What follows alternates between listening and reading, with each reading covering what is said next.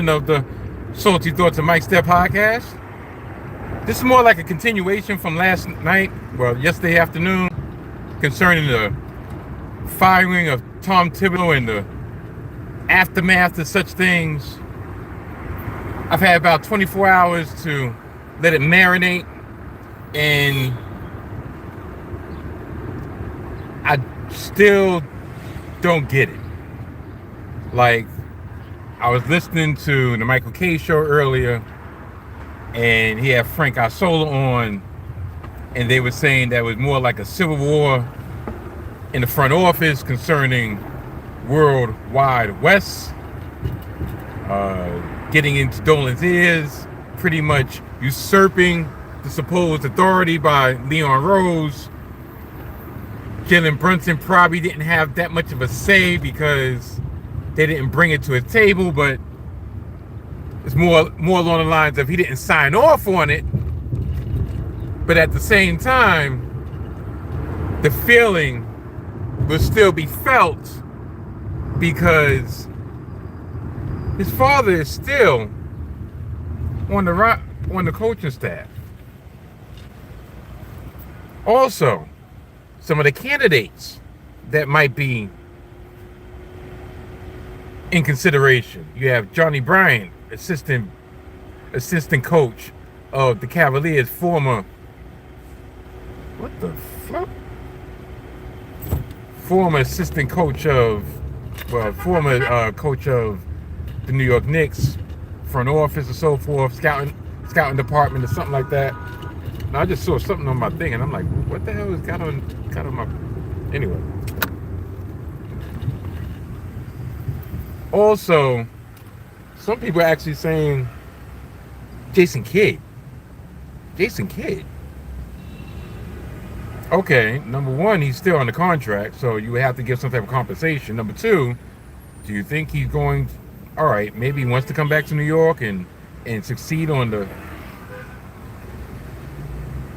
grand stage, but at the same time, like, does he give up the opportunity of coaching Cooper Flagg, a healthy Anthony Davis in 2 years, a Kyrie Irving, so forth? Do you know how much immense pressure it's going to be on the New York Knicks next year to not only meet the expectation, but to surpass the expectations of what's going on? I mean, whoever takes over has to at least get to the Eastern Conference Finals. And not only have to get to the Eastern Conference Finals, but have to win more than 2 games. So, ostensibly, they have to get to the NBA Finals next year. Do you go for an experienced head coach? Some people are saying Jeff Van Gundy. Jeff Van Gundy's not taking the job. He's not taking the job that just fired one of his big coaches, his top coaches, his best friends in Tom Thibodeau. He's not doing that. Number one. All right, so that brings us back to Johnny Bryant. Do you want to have an inexperienced coach? Really, with that pressure? I mean, yeah, you have the players that might like him, but they probably liked him in the position that he was on, the position they was in, not so much head coaching position. And also, some other news that came out that through the exit interviews that they had, the exit interviews they had with some of the players, a lot of the players was bitching and moaning. Now, a lot of players were saying that they didn't know their roles. The role is quite simple. Play defense and hopefully get the ball to shoot. That's pretty much it. I'm not saying that's the greatest thing, but it's a possibility. OG Anunoby. If OG Anunoby was one of those that had something to say about his role, yeah, I'm reading it. This is what I would say to OG Anunoby. My man, you are the highest paid player in Knicks history. Over 200 and some odd $1 million, 230, $240 million, over $50 million per year guaranteed. That's your role. Live up to that contract. That's your role. Karl Anthony Towns, I don't think he's saying much so much. Because he really doesn't have a leg to stand on. Mikal Bridges, my man, yo, we gave up 5 picks for you. 6 number 1 picks for you. 6 first-round picks for you.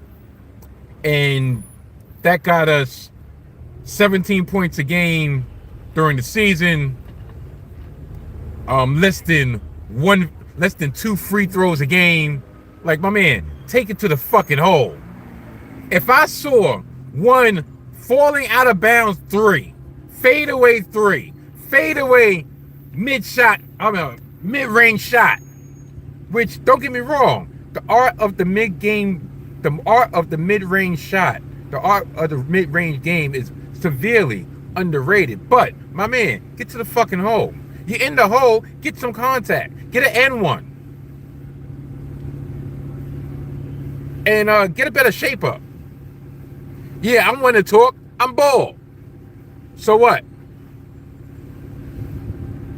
So this aftermath, and then finally on the Knicks front, because I got a lot of things to say about these fucking entitled, these damn Pacers fans. Last but not least, they're saying that Jim Dolan just could not help himself but to stick his nose in business and put his handprints on what was a successful reign, a successful period of time, a successful era under Tom Thibodeau. 4 playoff appearances in 5 years. 2 consecutive 50-win seasons. Getting within 2 wins of the NBA Finals. That wasn't good enough for you? But I will withhold the rest of my feelings on that until we figure out or find out who the incoming coach is of the New York Knickerbockers. I don't want any Danny Hurley. I don't want Jay Wright. I don't want anybody who has no NBA experience. That's number 1. Number 2, I really don't want an assistant coach. But as was said on other platforms, did we know about Ime Udoka? Big Dick Udoka? Did we know about him before he became the coach that he became? No. Did we know anything about Joe Mazzulla except that he was slandered before he even coached 1 game by Malika Andrews? No. We didn't know none of that. So maybe Johnny Miller, Johnny Walker Red, maybe he is Johnny Bryant, maybe he is going to be a good coach. Maybe he will be a diamond in the rough, so to speak. Probably won't.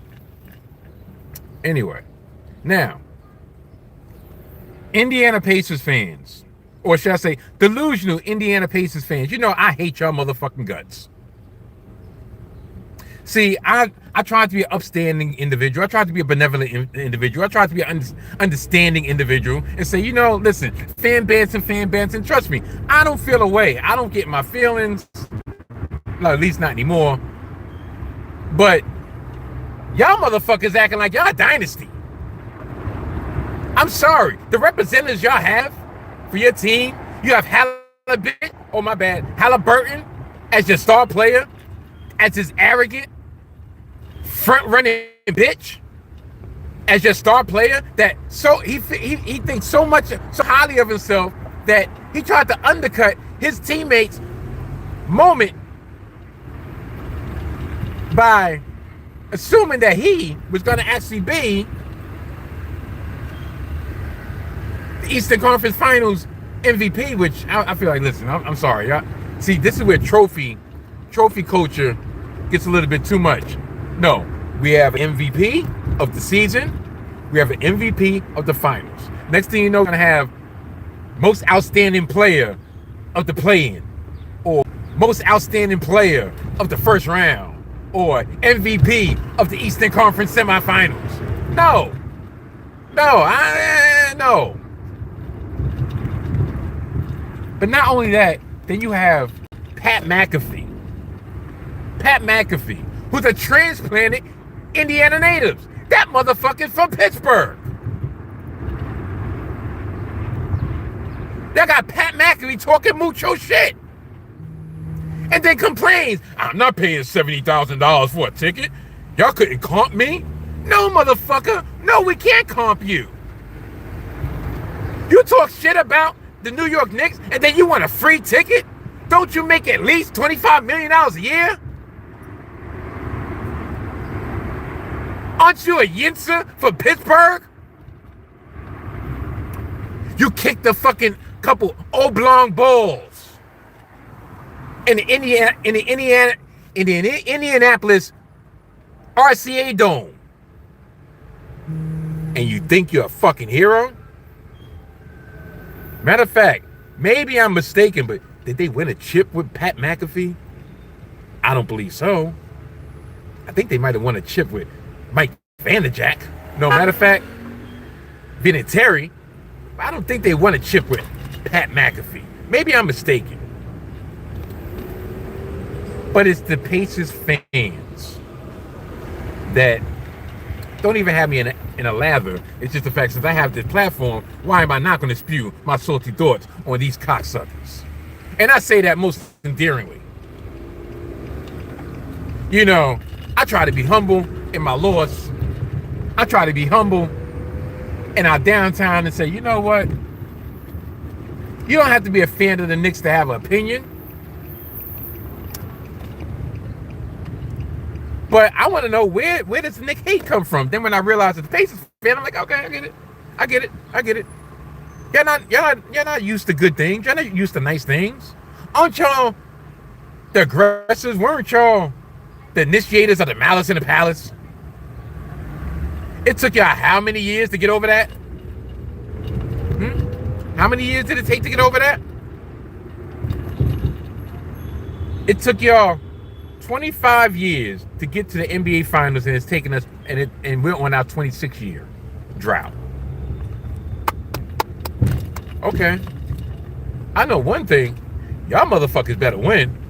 And no, I'm not congratulating y'all. Tell you the truth, I hope y'all get swept.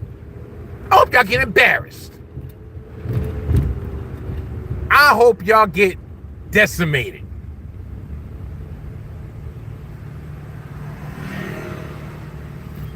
So there's not going to be no congratulations. But all this, Knicks suck. Okay. Well, guess what? This is how I think of it.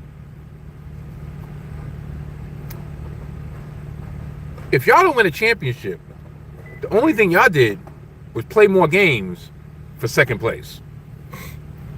Meanwhile, at least my Knicks, all right, we didn't have a championship, but we didn't have to ruin our bodies. Number two, if y'all don't win a championship, I don't want to see no Tyrese Halliburton advertisements. I don't want to see no Tyrese Halliburton merchandise. I don't want to see that skinny cocksucker nowhere in the off season, because he's a front runner. Not only is he a front runner, as I said before, and I'll say it numerous times, he is a capital B, a capital I, a capital T, a capital C, a capital H.